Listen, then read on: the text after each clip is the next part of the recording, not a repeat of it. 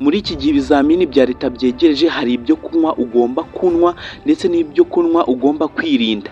Hari ibyo kunywa bifasha ubwonko mu gukora neza, bikongera imbaraga ndetse bigatuma utsinda neza ikizamini cya leta, cyane cyane dore yuko turi mu minsi ibizamini bya leta byegereje cyangwa ibizamini by'amasomo n'ibindi bizamini bigiye bitandukanye. Ariko hari n'ibindi bibi byangiza ubwonko ku buryo iyo ubinyweye bituma bya bindi byose wize bibipfabusa ndetse bigatuma utsindwa kandi utari ukwiriye gutsindwa. Muri iyi video rero turakubwira ibintu bitanu ugomba kunywa igihe ubinyweye bikakurinda mu gihe cy'ikizamini ukabasha kugitsinda neza.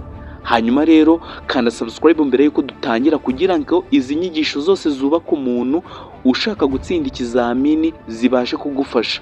Kanda subscribe. Rero reka dutangire icyo kunywa cya nyacyo ubwonko bukeneye mu gihe uri umunyeshuri, mu gihe ukeneye gukora ikizamini cyaba icy'akazi cyangwa ikindi kizamini cyo mu mashuri.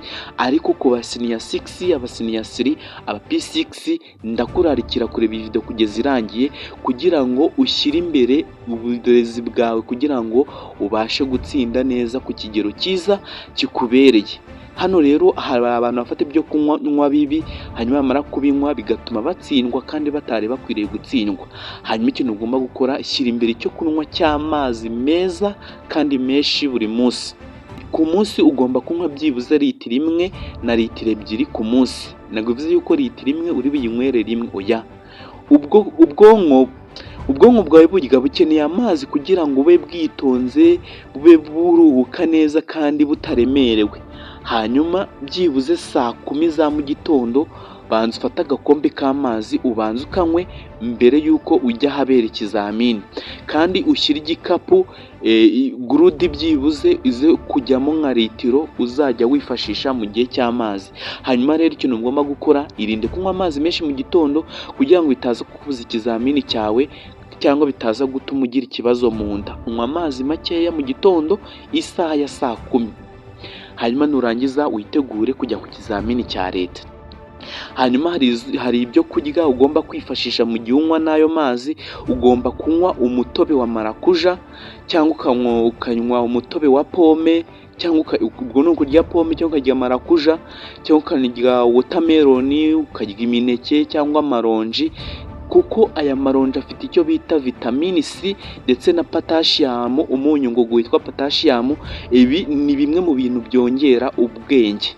Ikindi kandi ugomba kuzajya unywa umutobe udashyizemo isukari nyinshi. Bibaye ngombwa ibyo unywa cyaba icyayi cyangwa iki, ugomba kwirinda isukari. Niba ufata isukari mu gihe cy'ikizamini, menya yuko urimo uraroga ubwonko bwawe kandi bizatuma ubura amanota, ukibwira yuko bakuroze kubera ko utekereza ibintu ukabona ntabwo biri gukunda, ugatangira kubara imigongo y'amabati. Menya yuko ikibazo ni isukari nyinshi kandi unywa ibintu utari ukwiye kunywa. Ikindi, fata igikombe kimwe ku munsi byibuza cya juice ya pome cyangwa watermelon. Ibi ngibi bituma umubiri wawe ugarura imbaraga vuba ndetse bigakora neza.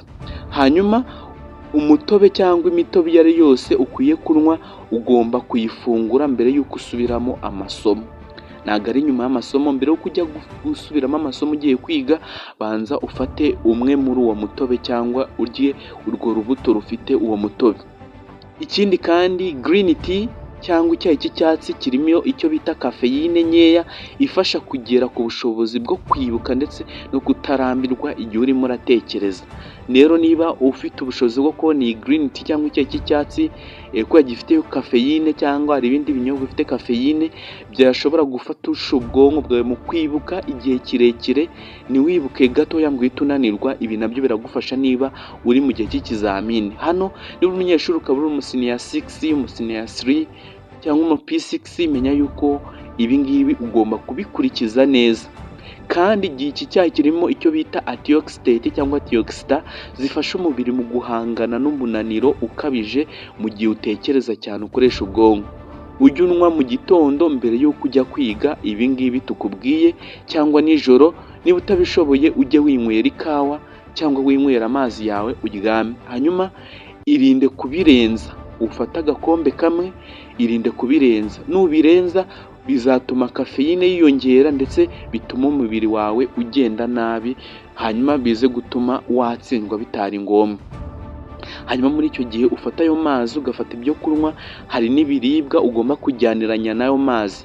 Ibinyobwa bisembuye nka rukoro byo ugomba kubyirinda ko bituma ubwonko bwawe bukora nabi, ndetse kabone niyo waba warasomye ibintu byibuka neza, niba utangiye gufata rukoro menya yuko urimo uriroga.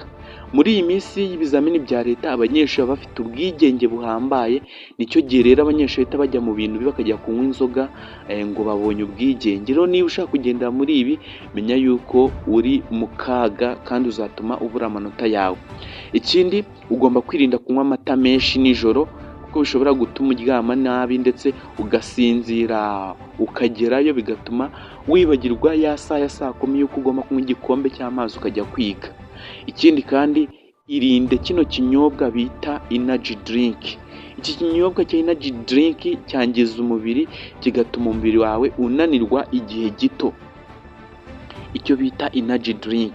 Rero iki kinyobwa cya energy drink kirinde hakiri kare niba uri umunyeshuri, kandi ndabizi kino kinyobwa abanyeshuri benshi baragikunda. Hanyuma niba uri umunyeshuri ukurikiye cano, irinde kino kinyobwa, bizagufasha mu gutsinda neza ikizamini cyawe.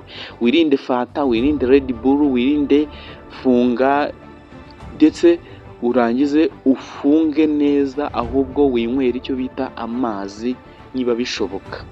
Izi energy bino bya mariti, ibi byose bituma ubwonko bwawe bukora nabi bukananirwa vuba vuba mu gihe uri kwiga, ndetse hari n'igihe uzasanga wiga ugahita wumva ibitotsi biraje ugahita usinzira, ni ukubera ibi ngibi utakurikije. Ikindi rero hari ibiribwa ukwiye gufata mu gihe ukoresha ibyo kurya twakubwiye, urugero igitoki, umuceri muke, umutsima, igikoma gifite isukari nkeya wenda cyangwa kitayifite, hanyuma amasaka, uburo, imboga ziseye cyangwa karoti, avoka, ibinyampeke. Byaba byiza kurushaho ubonye ibinyampeke bita sezame. Sezame ni muri kimwe mu bintu bifasha umubiri n'ubwonko gutekereza neza, dore yuko abana batangiye kubikoresha bazamuka bavuga yuko byongera ubwenge, ariko ntabwo bivuze ko byongera ubwenge, ahubwo bifasha ubwonko mu gutekereza ka kantu wize kera bikagakurura bikakazana imbere yawe ugahita ubikora. Fata sezame niba bishoboka, ariko nawe bidashoboka ufate ibyo tubabwiye ruguru, umuneke, karoti, avoka ndetse n'ibindi binyampeke kuko birafasha. Ujye ubifatanya n'amazi menshi, ku munsi ugomba kunywa litiro 1.5 cyangwa 2, kuko ibi ngibi bifasha igifu cyawe cyangwa stomach gutuma imera neza, ndetse bigatuma bigufasha mu gutekereza neza. Hari ibintu rero bitoya bituma umuntu atabasha kugera ku masomo yiwe cyangwa atabasha gutsinda, twa tuntu dusuzugura nibyo bigenda bikavamo ikintu kinini, bigatuma tubura diplome, tukabura amanota, kubera yuko hari ibyo kurya, ibyo kunywa dufata bitagakwiranye n'umunyeshuri. Ikindi kandi tanga igitekerezo cyawe hano munsi muri comment, kandi wibuke gukanda subscribe. Niba utarakanda subscribe menya yuko utazongera kubona iyindi video ziturutse hano. Ndashaka ko tuzabana kuva ku itangira kugeza kuri final exam, kuri finale ikizami cya nyuma. Ndabizi ibi ngibi bizagufasha kandi uzatsinda neza. Sangiza iyi video inshuti zawe zose, hanyuma kugira ngo zibone aya makuru reka kuyihererana. Nge nditwa Chris Mutabazi, ninjye mukomeze kubana hano kuri cano ikizamini. Niyo mpamvu twasize izindi cano kugira ngo tuze kubafasha mubone ukuntu mutsinda neza. Ndagukunda cyane, nawe niba uri interested muri iyi video kanda subscribe, ufungure inzogera kugira ngo utaza gucikwa na video tuza gushyiraho mu kanya. Ni video yoyo irenze ikwereka uburyo ki noneho wabona amanota menshi mu gihe gito cyane. Ndabakunda cyane, reka tuze guhura mu kanya.